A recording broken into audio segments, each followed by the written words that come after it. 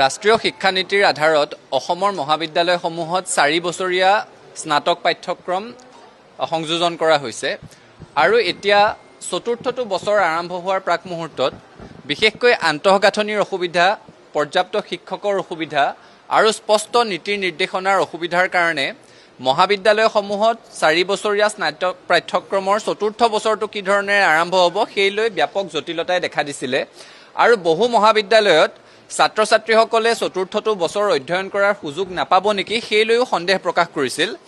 এই বিষয়টোক লৈ সদৌ অসম ছাত্ৰ সন্থাই যোৱা 30 মে তাৰিখে অসমৰ মাননীয় মুখ্যমন্ত্ৰীগৰাকীলৈ এখন পত্ৰ প্ৰেৰণ কৰিছিলোঁ, য'ত আমি স্পষ্টভাৱে এটা দাবী উত্থাপন কৰিছিলোঁ যে যিহেতু 4 বছৰীয়া স্নাতক পাঠ্যক্ৰমৰ নামত ছাত্ৰ-ছাত্ৰীসকলে নাম ভৰ্তি কৰিছে, গতিকে যিখন মহাবিদ্যালয়ত নাম ভৰ্তি কৰিছে সেইখনত 4 বছৰ অধ্যয়নৰ সুযোগ পাব লাগিব। ৰাষ্ট্ৰীয় শিক্ষানীতিয়ে কৈছে যে 3 বছৰ অধ্যয়ন কৰাৰ পাছতো 2 বছৰৰ পাছতো এবছৰৰ পাছতো আনকি ছাত্ৰ-ছাত্ৰীসকলে ইচ্ছা কৰিলে আঁতৰি যোৱাৰ কাৰণে সুযোগ থাকিব। সেই অনুসৰি তেওঁলোকে চাৰ্টিফিকেট, ডিপ্ল'মা বা ডিগ্ৰী লাভ কৰিব, কিন্তু সেইটো ছাত্ৰ-ছাত্ৰীৰ ইচ্ছাকৃত হ'ব লাগিব। আন্তঃগাঁথনিৰ অভাৱৰ বাবে বা শিক্ষকৰ অভাৱৰ বাবে ছাত্ৰ-ছাত্ৰীক আধাতে শিক্ষা সামৰিবলৈ বাধ্য কৰিব নোৱাৰিব।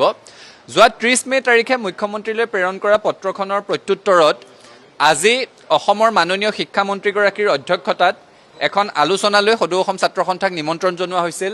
প্ৰায় 2 ঘণ্টা জুৰি 4 বছৰীয়া স্নাতক পাঠ্যক্ৰমৰ চতুৰ্থ বৰ্ষটোৰ ৰূপায়ণৰ ক্ষেত্ৰত আহি পৰা জটিলতা সন্দৰ্ভত পুংখানুপুংখভাৱে আলোচনা কৰা হৈছে আৰু এটা কথাত আমি আশ্বস্ত হৈছোঁ, এটা কথা স্পষ্ট আৰু আপোনালোকৰ মাধ্যমেৰে ছাত্ৰ-ছাত্ৰীসকলকো জনাব বিচাৰিছোঁ যে ছাত্ৰ-ছাত্ৰীসকলে যিখন মহাবিদ্যালয়ত 4 বছৰীয়া স্নাতক পাঠ্যক্ৰমৰ কাৰণে নাম ভৰ্তি কৰিছিল সেইখনতে 4 বছৰ পঢ়াৰ সুযোগ লাভ কৰিব। কোনো ছাত্ৰ-ছাত্ৰীয়ে ডিগ্ৰী কোৰ্চটো 3 বছৰতে সামৰিবৰ কাৰণে বাধ্য নহ'ব, সেই কথাটো আজি শিক্ষামন্ত্ৰীগৰাকীয়ে স্পষ্ট কৰি দিছে। সকলোৱে পঢ়াৰ সুযোগ লাভ কৰিব। মূলতঃ 3টা কথাক লৈ ছাত্ৰ-ছাত্ৰীৰ মনত, শিক্ষকসকলৰ মনত, অভিভাৱকসকলৰ মনত সংশয় আছিল, সন্দেহ আছিল। প্ৰথম কথাটো হৈছে শিক্ষক নিযুক্তি। সকলো মহাবিদ্যালয়ত অসমত আগতে 3টা বেচ একেলগে পঢ়াই আছিল, degree 1st same, 3rd same, 5th same.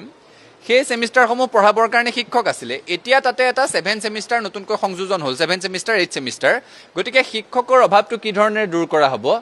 এই ক্ষেত্ৰত মহাবিদ্যালয়সমূহক এই অভাৱ সাময়িকভাৱে দূৰ কৰিবৰ কাৰণে তেওঁলোকৰ প্ৰয়োজন অনুসাৰে অতিথি অধ্যাপক বা অস্থায়ী অধ্যাপক নিযুক্তি দিবলৈ ইতিমধ্যে শিক্ষা বিভাগৰ ফালৰ পৰা অনুমতি প্ৰদান কৰিছে আৰু খালী হৈ থকা যিসমূহ শিক্ষকৰ পদ আছে পৰৱৰ্তী শিক্ষাবৰ্ষ আৰম্ভ হোৱাৰ পূৰ্বে সেই খালী হৈ থকা শিক্ষকৰ পদসমূহত নিযুক্তি দিবৰ কাৰণে শিক্ষা বিভাগে প্ৰচেষ্টা অব্যাহত ৰাখিছে। এই কথাকেইটা আমাক স্পষ্টভাৱে জনাইছে। সদৌ অসম ছাত্ৰ সন্থাৰ তৰফৰ পৰা আমি এটা দাবী উত্থাপন কৰিছোঁ যে সকলো বিভাগতে যিহেতু এটা বৰ্ষ নতুনকৈ সন্নিৱিষ্ট হৈছে, গতিকে নতুন শিক্ষকৰ প্ৰয়োজন হ'বই। গতিকে 4 বছৰীয়া ডিগ্ৰী পাঠ্যক্ৰমটো প্ৰৱৰ্তনৰ প্ৰেক্ষাপটত প্ৰতিটো বিভাগত, প্ৰতিখন মহাবিদ্যালয়ত ন্যূনতম এটাকৈ নতুন শিক্ষকৰ পদ সৃষ্টি কৰিব লাগে, সেই দাবীটো আমি উত্থাপন কৰিছোঁ আৰু শিক্ষা বিভাগৰ ফালৰ পৰা আমাক জনাইছে যে তেওঁলোকে মহাবিদ্যালয়সমূহৰ প্ৰয়োজননো কি সেই সন্দৰ্ভত এটা এছেছমেণ্ট অব্যাহত ৰাখিছে আৰু এই সন্দৰ্ভত ইতিবাচক সিদ্ধান্ত গ্ৰহণ কৰিব। দ্বিতীয় কথাটো আছিলে আন্তঃগাঁথনিৰ অভাৱ, যে প্ৰতিটো বিভাগত এটাকৈ নতুন বৰ্ষ পঢ়াবৰ কাৰণে এটাকৈ নতুন শ্ৰেণীকোঠাৰ প্ৰয়োজন হ'ব। এই ক্ষেত্ৰত আমাক তেওঁলোকে জনাইছে যে যিটো ডিগ্ৰী অনাৰ্ছ উইথ ৰিচাৰ্চ আছে, বিশেষকৈ ছায়েন্সৰ ক্ষেত্ৰত লেবৰেটৰীৰ প্ৰয়োজন হ'ব। এতিয়া জিলাসমূহৰ 1-2খন মহাবিদ্যালয়ত সেই সুবিধাসমূহ আছে। ধৰি লওক মৰিগাঁও মহাবিদ্যালয়ত সুবিধাটো থাকিব পাৰে, কিন্তু নিকটৱৰ্তী এখনত নাথাকিব পাৰে। শোণিতপুৰ জিলাত দৰং মহাবিদ্যালয়ত থাকিব পাৰে, নিকটৱৰ্তী এখনত নাথাকিব পাৰে। এতিয়া শিক্ষা বিভাগক আমিও পৰামৰ্শ আগবঢ়াইছোঁ আৰু তেওঁলোকে এই সিদ্ধান্তটো গ্ৰহণ কৰিছে যে প্ৰতিখন জিলাত প্ৰথম অৱস্থাত এখনকৈ মহাবিদ্যালয়ত ছায়েন্সৰ ডিগ্ৰী উইথ ৰিচাৰ্চৰ পাঠ্যক্ৰমৰ কাৰণে আন্তঃগাঁথনি গঢ়ি তোলা হ'ব আৰু নিকটৱৰ্তী মহাবিদ্যালয়সমূহে তেওঁলোকৰ সেই আন্তঃগাঁথনি ভগাই ল'ব পাৰিব। অৰ্থাৎ ৰিচাৰ্চ পাঠ্যক্ৰমটো মূলতঃ ৰিচাৰ্চ বেছড হ'ব, লেবৰেটৰীৰে প্ৰয়োজন হ'ব আৰু ডিগ্ৰী অনাৰ্ছ উইথ ৰিচাৰ্চ যিসকলে কৰিব তেওঁলোকে সেই আন্তঃগাঁথনি যাতে ভগাই ল'ব পাৰে, সাময়িকভাৱে সেই সুবিধা প্ৰদান কৰা হ'ব। তাৰ বাহিৰেও নিকটৱৰ্তী 2খন মহাবিদ্যালয়ক তেওঁলোকৰ আন্তঃগাঁথনিৰ আন ক্ষেত্ৰতো কলাবৰেশ্যন কৰিব বিচাৰিলে কলাবৰেশ্যন কৰিবলৈ পৰামৰ্শ আগবঢ়াইছে। আমাৰ প্ৰশ্নটো আছিল যদি তাৰ পাছতো শ্ৰেণীকোঠাৰ অভাৱ দূৰ নহয় তেতিয়াহ'লে কি ধৰণেৰে আগবাঢ়িব? আজি শিক্ষা বিভাগৰ ফালৰ পৰা জনাইছে, আপোনালোকে সকলোৱে জানে যে এমালগেমেশ্যনৰ ফলত অসমৰ বহু শিক্ষানুষ্ঠান ইতিমধ্যে বন্ধ হৈ গৈছে আৰু সেই বন্ধ হোৱা শিক্ষানুষ্ঠানৰ চৌহদসমূহ এনেই পৰি আছে। তেনে প্ৰেক্ষাপটত কোনো মহাবিদ্যালয়ে যদি শ্ৰেণীকোঠাৰ অভাৱ দূৰ কৰিব নোৱাৰে তেতিয়াহ'লে প্ৰয়োজন হ'লে সেই বন্ধ হৈ যোৱা শিক্ষানুষ্ঠানসমূহৰ শ্ৰেণীকোঠাসমূহকো আন্তঃগাঁথনিৰ কাৰণে ব্যৱহাৰ কৰিব পাৰিব। তৃতীয়টো কথা আছিলে স্পষ্ট নীতিৰ নিৰ্দেশনাৰ অভাৱ, যে ডিগ্ৰী অনাৰ্ছ উইথ ৰিচাৰ্চৰ কাৰণে ৰিচাৰ্চ কৰিবলৈ গাইডশ্বিপ থকা শিক্ষক মহাবিদ্যালয়সমূহত আছেনে নাই। এই ক্ষেত্ৰত আমাক জনাইছে যে এতিয়া ইতিমধ্যে গুৱাহাটী বিশ্ববিদ্যালয়, ডিব্ৰুগড় বিশ্ববিদ্যালয়ৰ সৈতে তেওঁলোকে কথা পাতিছে আৰু অসমৰ প্ৰায় 7খন বিশ্ববিদ্যালয় আছে যাৰ এফিলিয়েটিং কেৰেক্টাৰ আছে, যাৰ অধীনত বেলেগ বেলেগ মহাবিদ্যালয়ক স্বীকৃতি প্ৰদান কৰা হৈছে। সেই সকলোৰে প্ৰশাসনৰ সৈতে শিক্ষামন্ত্ৰীয়ে আলোচনাত মিলিত হ'ব আৰু ডিগ্ৰী অনাৰ্ছ উইথ ৰিচাৰ্চৰ কাৰণে মহাবিদ্যালয়সমূহত ডক্টৰেট ডিগ্ৰী থকা আৰু ন্যূনতম এখনকৈ ৰিচাৰ্চ পেপাৰ প্ৰকাশ কৰা শিক্ষকক সেই গাইডশ্বিপ প্ৰদান কৰা হ'ব।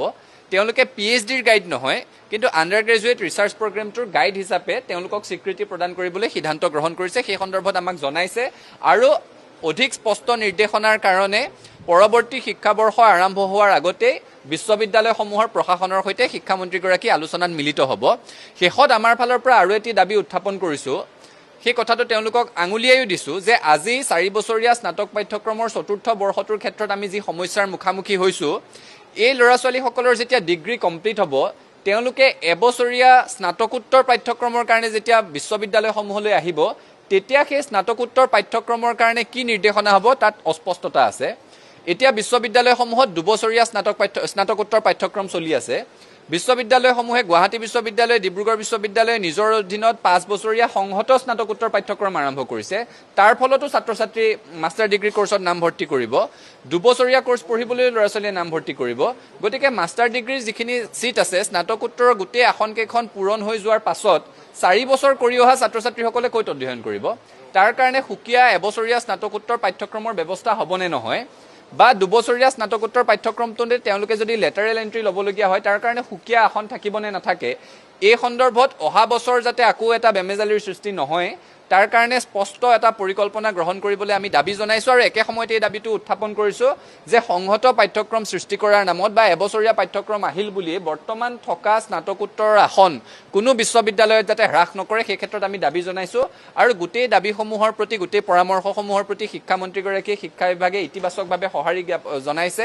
আমাৰ এটাই স্পষ্ট কথা, অসমৰ ছাত্ৰ ছাত্ৰীয়ে ন্যায় পাব লাগিব আৰু 4 বছৰীয়া পাঠ্যক্ৰম কোনো অসুবিধা নোহোৱাকৈ যিখন মহাবিদ্যালয়তে নামভৰ্তি কৰিছিল তাতেই পঢ়াৰ সুযোগ লাভ কৰিব লাগিব।